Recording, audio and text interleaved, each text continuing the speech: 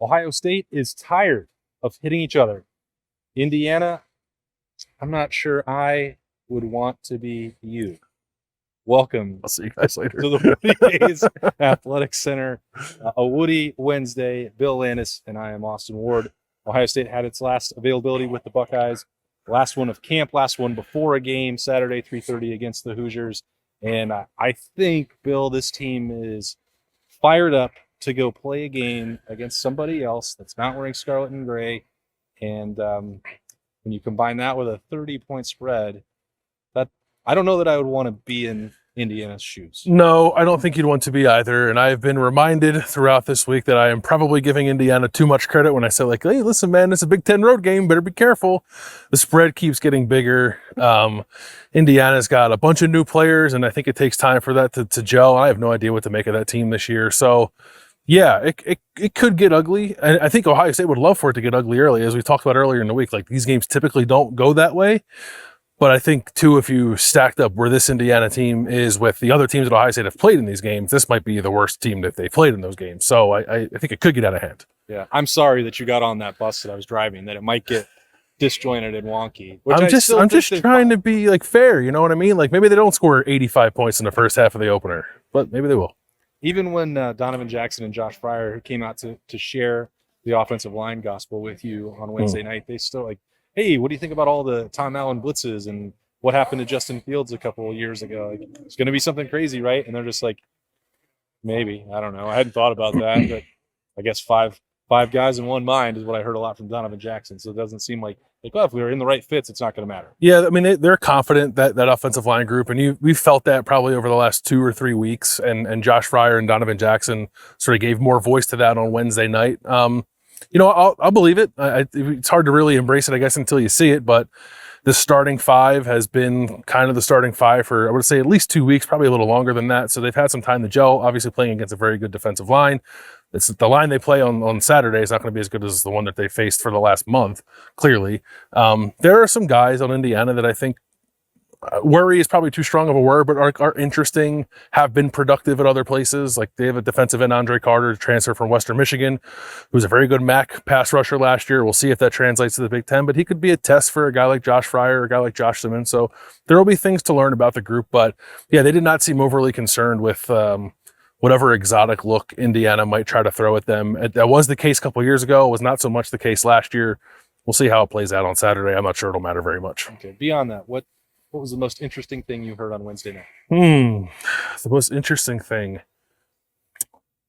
Maybe, I don't know, like Lathan Ransom, I think, like, trying to slow down the Malik Hartford hype train a little bit. Like, yeah, man, like, well, he's good. We'll see.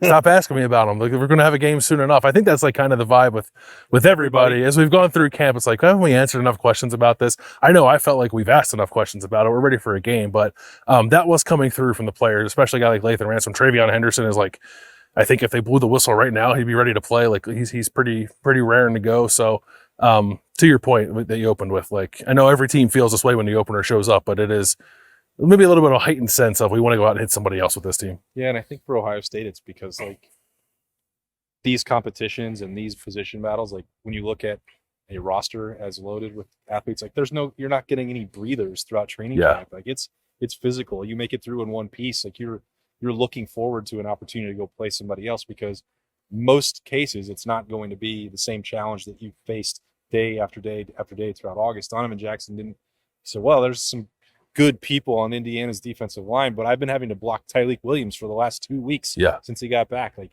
I'm not enjoying that. It's not fun. Like, it is an iron sharpens iron situation, but it's also, hey, maybe Saturday might be a little bit easier than, I don't know, a scrimmage 2 weeks ago. Yeah, I think they're, having to block Tyleik, having to block Mike Hall, who we finally got to talk to on Wednesday night. He was everything we've seen of Mike Hall's, like, we watch him, he wrecks whatever you're trying to do in practice. And then, like, he wasn't asked that directly, but you could tell in the answers to his questions, like, he knows what he's doing. And he called himself, like, was relentless, I think was the word he used several times, called himself a dog several times. Like, you want to talk savage, any other variation of a guy who's just going to go out there and try to kill you.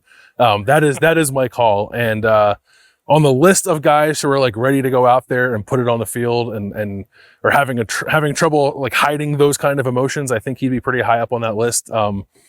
We saw that last year in the Notre Dame game, and then unfortunately, like, didn't get to see it much after that. I know we saw Michigan State and a handful of others, but he wants to put that on display week after week after week, and it starts on Saturday. I think that was one of the most entertaining answers you could get.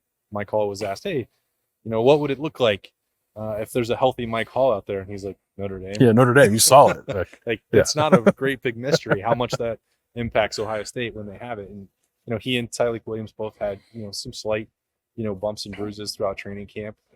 Mike Hall expressed no concern about that. And Tyleik Williams, I definitely took note of that. The number of times that people brought him up, not just Donovan Jackson, but Mike Hall and others, like how well they thought Tyleik Williams had been practicing and the energy that he has shown and the way he's pursuing the football. If that is correct, that would be a pretty big deal. I would say, like, my take on him throughout the month has been like, all right, well, the injury is a big, not ideal for him. He's admitted that there's been issues in the past with the work ethic and things of that sort.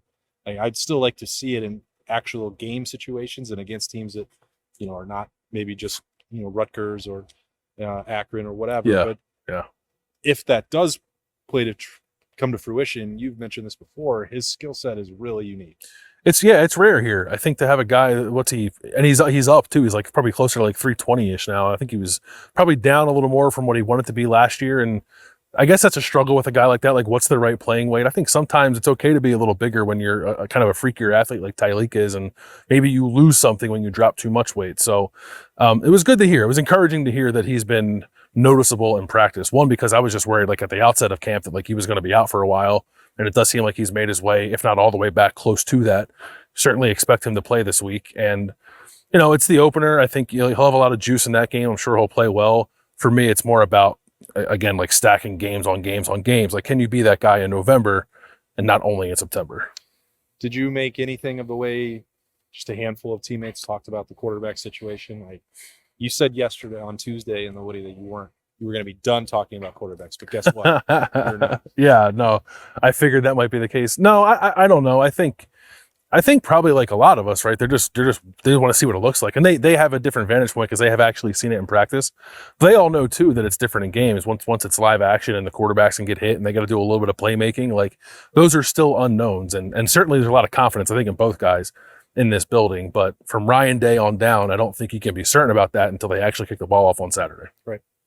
Yeah, I think the only parts of it that I thought were interesting is that the number one thing that I feel like I get asked about in terms of Kyle McCord is like, does he have the fire? It doesn't seem like in years past that he has taken the reins as a leader. I think part of the answer is it was CJ Stroud's team. Yeah. That wasn't Kyle McCord's place to do that. Two, I thought in spring we saw enough of that emerge, the competitor side. Again, that's not a real game, and that's different to do in March and April than to go out and win a Big Ten game. But something that Travion Henderson said that I thought was interesting, and again, only really be revealed on Saturday at 3:30, was like, yeah, he may not be the most expressive quarterback that you're ever going to find, but the way that he plays so cool and calm and consistent is stabilizing. I hadn't really thought about that as a plus for a plo. That's what I'm going to call him. Plo. Moving forward, but kind of you think about the names that Ryan Day drops, like Aaron Rodgers or Tom Brady, like Patrick Mahomes. Like, this is not by no means a comparison or expectation that Kyle McCord will do the same. He's all. But are they like? Do they go out and like have the most exuberant press conferences in the world, or like they do crazy things to celebrate every single first down? I mean, no, I don't know that that's necessarily what you would want your quarterback to do. I mean, you can go about things that way. That's one way to do it. Like Joe Burrow does that. Yeah. I think there are guys who do that. Other guys are a little more stoic. Like I think of a guy like Jalen Hurts is like very serious, right? And like doesn't show a whole lot of his personality. But also when you watch him play, like no matter what's happening, he's the same. Mm-hmm. And I think that and Jim Knowles like got into that a little bit when he was asked about the quarterbacks on Tuesday. He talked about Kyle being sort of calm, cool, and collected, like you said. And I think that in its own sort of unique way can be frustrating for defenses. Like even if you think you're doing things to get to him, like he doesn't show it. And I think that's kind of what Kyle is, or that's my assumption. But he's got a competitive streak too. Like it's maybe some assumptions are made about a guy who played on such a talented high school team, and he was thrown to the guy who's over there behind us playing with the Monarch machine again. Like they were a dominant team and didn't face a whole lot of teams that were to their level. And maybe you assume like, oh, he doesn't need to be competitive. He had it easy. And maybe some weeks that was true, but I think that we saw enough of him in the spring and maybe less so in camp, but we also like saw 2 weird practices. So I'm not reading too much into that. I would look more at the spring. And so like, he's got some juice to him for sure. I think maybe Devin wears it on his sleeves a little more. I don't care how you use it, how you display it, as long as you have it. And I think Kyle has it. Why is there not more competitive balance in the Philadelphia Catholic League? I mean, do you want to talk about how St. Joe's Prep recruits? Because we can. I mean, Kyle's from New Jersey, and it's the Philadelphia Catholic League. Yeah. I don't know what else you need to know, but yeah, it's fine. People aren't going to enforce the rules. Why would you adhere to them? Same thing in college football. Interesting. Yeah, it's fine. No shade. I know their offensive coordinator. We go way back. Nice guy. He's a traitor because he went to my high school and now he's there, but nice guy. Anything else you get off your chest about it? Nope. Good.